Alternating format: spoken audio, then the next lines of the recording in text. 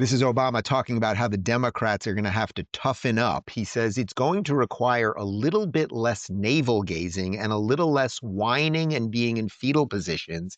And it's going to require Democrats just toughen up. I have to say, on one hand, I think he's probably right. They should do a little less complaining. Everything they do is wrapped around complaining about America and complaining about capitalism and complaining about all the goodness. However, I don't even think it's cynical, but the, let's say, more clear-eyed version of what I think Obama really is. I mean, I think what he's telling the young troopers out there is, guys, we're about to have our communist revolution. Tighten up, get ready, stand up straight, and let's go. I really think that's what he's trying to say to them. I think he's way too vague. What is it? First of all, I haven't heard of the phrase navel gazing. That just mean walk around with your eyes down. Well, it's just like, oh, you're not paying attention to the world. You're just Oh, obsessed with your own nonsense. well, that's true, and that's fitting. But this is coming from the man who lectured black men 8, 9 months ago, before the election, 10 months ago, whatever that is before That the might have been the worst moment of the entire freaking cycle, I truly. think so, and the timing was brutal for them because it was right before the election, and black men are like, "Are what? You're telling me that now I'm a racist and a sexist if I don't vote for her, that I don't have a brain enough to make my own decision?" And then the numbers reflected it in the election where more Black Americans voted for a Republican, uh, that more than any time in the last half century, right? So I think it's safe to say, I'm sure you agree that now people are like, okay, taking what he says with a grain of salt, maybe that's too drastic of a phrase, but at least really trying to look at what he's saying and judge it for themselves when before it was just gospel. What exactly? Okay, fine, we toughen up. There's no mention of common sense. Right, right. So what? Okay, Just toughen up to to stop what? being violent. Like, toughen up to what? Because Yeah. that could be portrayed, Dave, as keep fighting nice and keep doing the wrong and keep telling them the wrong and throwing rocks and all those things. You have to be specific and tell them what it is that they're gonna need to do. One thing I think true leaders do is they are very clear with what they want, and then they hold people accountable, starting with themselves. Yep. That is not something that he has done or is willing to do, it seems, and certainly not his party. So let's start with that. That's bad leadership. Tell me exactly what you mean and have the balls to do it. Right, that's interesting, right, because if he wanted to be a leader, what would a leader say? So even though I'm not a Democrat, obviously, so he's not speaking to me, but let's say you were the leader of the Democrats. What you might want to say is, hey guys, how about we stop hating the country for a minute? How about we start talking about American pride and thinking about why our ancestors came here and reinvigorate some of that.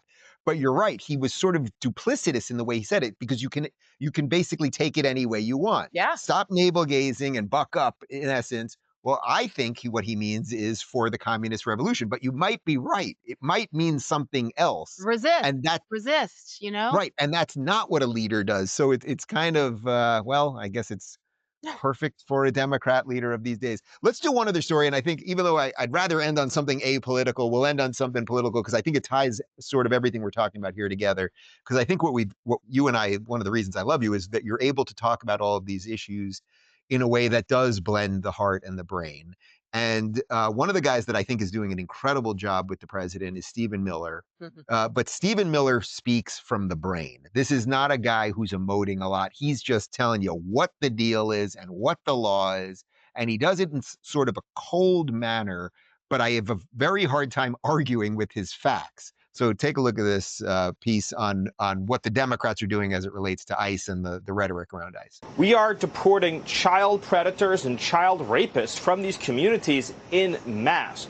We are removing drug dealers. We are removing gang members. We have multiple foreign terrorist organizations like the Sinaloa cartel, like Tren de Aragua, like MS-13, that were imported in vast numbers by the Biden administration to rape, kill, maim, and murder innocent Americans. So that's the dystopia that we are healing, that we are resolving by getting these monsters out of our country. And as we are doing that under President Trump's leadership, Democrats are leading an insurrectionist mob to try to murder ICE officers. I can't be clear enough about this. The rhetoric from Governor Newsom, the rhetoric from Karen Bass, the rhetoric from Democrat leaders in Washington is directly encouraging and incentivizing murderous migrant mobs to attack ICE officers. I think you get my intro there. It's like you can't argue. Look, I'm in a building here at the Daily Wire that was built basically by a guy that his famous line is facts don't care about your feelings. And that's what Stephen Miller is. He does not care about people's feelings. He's just laying it out.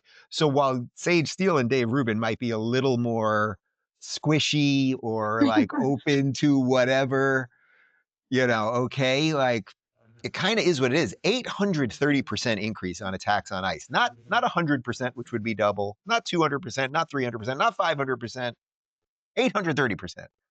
What are you going to do? The number shouldn't surprise me, but because it's that big, it is a little bit shocking and it's sad and heartbreaking. And that's what I mean by that Barack Obama tweet. Like, you have to be careful what it is you're encouraging, because so many of these people seem to take things literally. And in many cases, it's spot on because, like he said, you've got the Karen Basses of the world and the Maxine Waters of the world and everybody else who wants to insert themselves into this and jump on that bandwagon of how terrible and evil that Donald Trump and his administration is.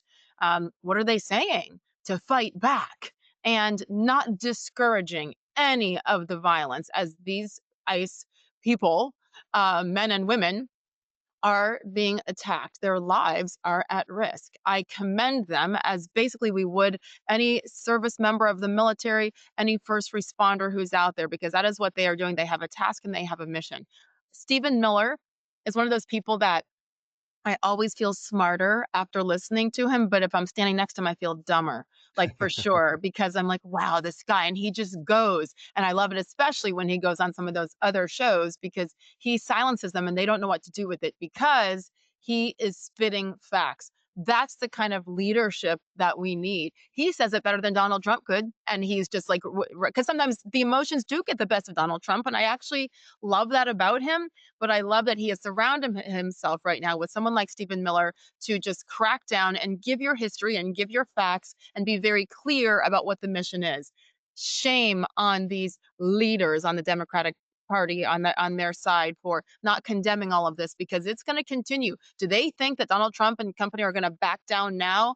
No, they campaigned on this, on putting the American people first, and that is what they're doing. Thank you, Stephen Miller, for your clarity. Yeah, you're so right about this. The people that he's surrounded himself with, which was one of my concerns a couple of years ago when he Yes. announced he was running again. I was like, "Are you going to do the same thing?" And then you look, and it's like, man, Trump's great at the bumper sticker stuff. He's a branding guy, right? So he's amazing at that. And then you got JD giving these incredible Oh, speeches all over Europe.